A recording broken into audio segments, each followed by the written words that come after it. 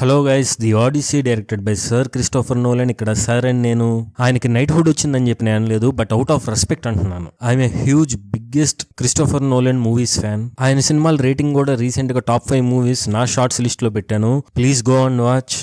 Okay, ఇక the Odyssey cinema experience గురించి చెప్పాలంటే ఐ డోంట్ నో మ్యాన్. అంటే లైక్ నాకు తెలిసి one of the most hardest thing to do is finding the words to express what you truly feel. కొన్ని చాలా intense గా feel అయిన మూమెంట్స్ ని వర్డ్స్ లో ఎక్స్ప్రెస్ చేయడం చాలా కష్టం.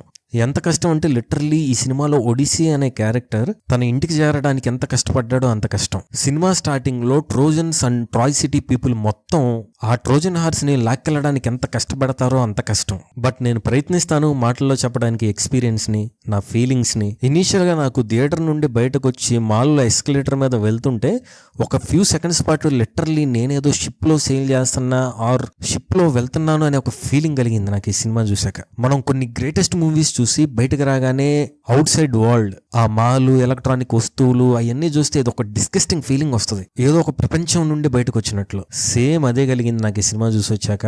The Odyssey cinema experience, the Odyssey cinema కాదు, ది ఒడిసీ సినిమా ఎక్స్పీరియన్స్ నాకు ఎలా అనిపించిందంటే ఒక కైండ్ ఆఫ్ ఇన్సెప్షన్ ఎక్స్పీరియన్స్. అది ఎలా అంటే it's like witnessing Homer's dreams through Odysseus and Christopher Nolan's dreams through Homer. And cinema అంతా అయిపోయాక you feel like your somewhere lost in the dream.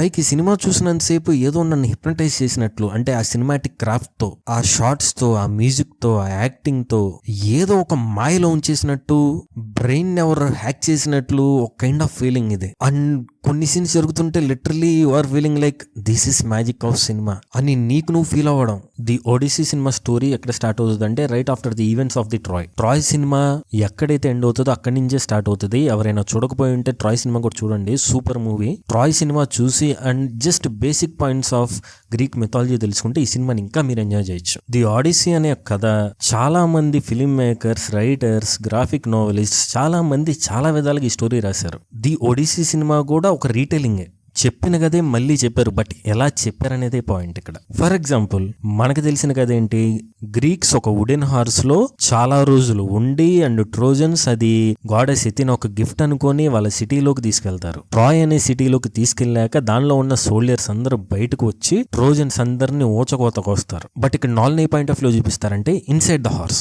ఇన్ని రోజులు గ్రూప్ ఆఫ్ సోల్జర్స్ హార్స్ లో ఎలా ఉన్నారు, దాని లోపల వాళ్ళు పడిన కష్టాలేంటి, ఆ పర్స్పెక్టివ్ సూపర్ గా అనిపిస్తుంది. అండ్ కింగ్ మెన్యూలస్ పర్స్పెక్టివ్ లో అది వెళ్తుంది, సూపర్ ఎలివేటెడ్ స్టోరీ లాగా. బట్ ఎప్పుడైతే ఒడిసీ మళ్ళీ అదే స్టోరీని తన భార్యకు చెప్తాడో సేమ్ సీన్ ని డిఫరెంట్ పర్స్పెక్టివ్ లో చూస్తాను. అవే షార్ట్స్ ఉంటాయి బట్ పర్సెప్షన్. సేమ్ సీన్ ని స్టార్టింగ్ లో మెన్యూలస్ పర్స్పెక్టివ్ లో చూస్తావు అండ్ క్లైమాక్స్ లో ఒడిసీ పర్స్పెక్టివ్ లో చూస్తావు. And it is so powerful. ఈ సినిమాను లిటరల్ గా ఒక థ్రిల్లర్ లాగా, ఒక అడ్వెంచర్ తర్వాత ఇంకోటి అని తీయచ్చు. ఎస్, అలానే ఉంటది కొంతవరకు, బట్ నోలనిస్క్ స్టైల్లో ఉంటది. ఒంటి కన్నుల రాక్షసులు లాంటి సైక్లోప్స్, బీస్ట్ తో సీక్వెన్స్ ఉంటది, జైంట్స్ తో సీక్వెన్స్ ఉంటది, సముద్రం మధ్యలో స్ట్రామ్ లో సీక్వెన్స్ ఉంటది, అండ్ సర్సీ అనే ఒక విచ్ తన సోల్జర్స్ ని పందులుగా మార్చి ఒక స్టోరీ ఉంటది.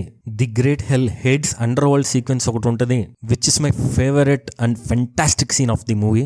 అండ్ ఆల్సో లాస్ట్ లో రామాయణం లాగా ఒక మాస్ సీక్వెన్స్ కూడా ఉంటది. ఫర్ ఎగ్జాంపుల్ ఒక విచ్ పందులుగా మార్చే సీక్వెన్సే తీసుకుంటే ఆ సీక్వెన్స్ ని లిటరల్ గా ఎలా చూపించవచ్చు, మనం రెగ్యులర్ గా ఒక జంప్ కట్స్ తో ఒక విచ్ ఒక మంత్రం వేయగానే వాళ్ళు పందులుగా మారిపోతారు, అలా చూపించవచ్చు. బట్ నోలన్ ఇక్కడ ఎలా చూపిస్తారంటే దేవుడు మట్టితో ఒక మనిషిని చేస్తాడు అంటారు కదా, ఒక స్కల్ప్టర్ లాగా తన చేత్తో మనుషుల్ని పిగ్స్ లాగా మారుస్తుంది. కొన్ని సీక్వెన్స్ లో అరే లిటరల్లీ మీరు ఎక్కడ సీజే వాడలేదన్నారు, ఎలా పాసిబుల్ అయిందిరా అనిపిస్తుంది. సినిమాలో వైల్డ్ ల్యాండ్స్కేప్ షాట్స్ ఎలా ఉంటాయంటే they are not just beautiful, ఏమన్నా లైవ్ లొకేషన్ సీనరీ సారా బాబు అనిపిస్తుంది. For me they are like painting drawn out of Odysseus mind అన్నట్లు అనిపించింది. ఎస్, లుడ్విగ్ ఏంటంటే ఈ సినిమాకి మ్యూజిక్ లో నాకు తెలిసి ఆయనలో ఒక అనదర్ డైమెన్షన్ చూస్తాం. అది ఎలా అంటే మనం స్టార్ వార్స్ లో ఆయన చూసాం, నోలన్ సినిమాల్లోనే ప్రీవియస్ గా చూసాం, బ్లాక్ ప్యాంథర్ మూవీస్ లో చూసాం, సిన్నర్స్ లో చూసాం. బట్ ఈ సినిమాలో చేసింది ఆ లుడ్విగ్ కాదు. బ్రాంజ్ ఏజ్ లో ఎలాంటి ఇన్స్ట్రుమెంట్స్ యూజ్ చేస్తారో వాటిని యూజ్ చేసి మ్యూజిక్ చేశారని చెప్తున్నారు. లిటరలీ మీరు అది ఫీల్ అవుతారు, అరే అసలు ఇలాంటి సౌండ్స్ మనం ప్రీవియస్ ఏ సినిమాలో వినలేదు కదా అని కూడా అనిపిస్తాయి. జస్ట్ లైక్ లాస్ట్ ఇయర్ నాకు వన్ బ్యాటిల్ ఆఫ్టర్ అనేదర్లో మ్యూజిక్ ఎంత న్యూగా అథెంటిక్ గా అరే ఇది ఎక్కడ వినలేదు కదా ఇలాంటి ట్రాక్స్ అనిపించిందో సేమ్ అలానే అనిపించింది ఈ సినిమాలో కూడా. And all these technical elements story telling తో పర్ఫెక్ట్ గా మెర్జ్ అయ్యి లిటరలీ నువ్వు ఒక సాగా చూస్తున్నావు లేదా ఒక పోయం చదువుతున్నావు అని ఒక ఫీలింగ్ కలిగిస్తుంది. ఓకే, సినిమాలన్నీ పాజిటివ్స్ అయినా నెగిటివ్స్ ఏమి లేవా అంటే ఉన్నాయి. మెయిన్ గా ఏంటంటే నాకు అప్పుడే అయిపోయిందంటే నాకు ఇంకా కావాలి అనిపించింది. అరే ఇంకా ఒడిసీ జర్నీ ఆ షిప్స్ లో చూపించచ్చు కదా, ఇంకా ఒడిసీ ఒక వైఫ్ అండ్ సన్ వాళ్ళ డ్రామాని ఇంకా ఎక్కువ చూపించచ్చు కదా, నేను ఇంకా వాళ్ళతో ఎక్కువసేపు ఉండాలి అనిపించింది. అండ్ క్లైమాక్స్ లో as usual Nolan mass, literally mass అంటే మాస్ అంతే. సూపర్ మాస్ సినిమాటిక్ సీన్స్ తో మూవీ ఎండ్ అయింది.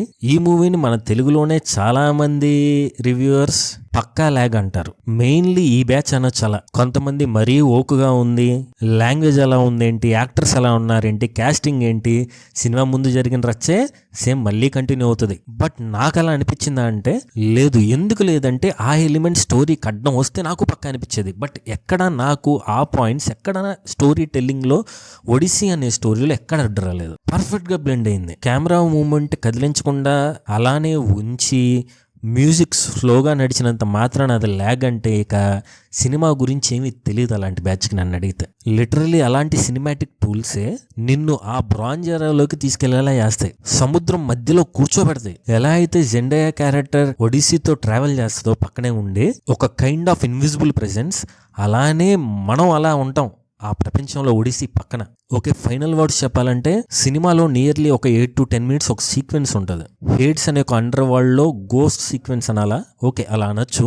లిటరల్లీ సినిమా అయిపోయాక ఇప్పటికే I feel like my soul lost in that underworld. Odyssey ఒక పెయిన్ ని, గిల్ట్ ని, చుట్టూ సోల్జర్స్ ఆ టైంలో దట్ ఈస్ అవర్ ఫేట్ అనడం, my god, just no words అంతే ఎక్స్పీరియన్స్ ని. So that is it guys.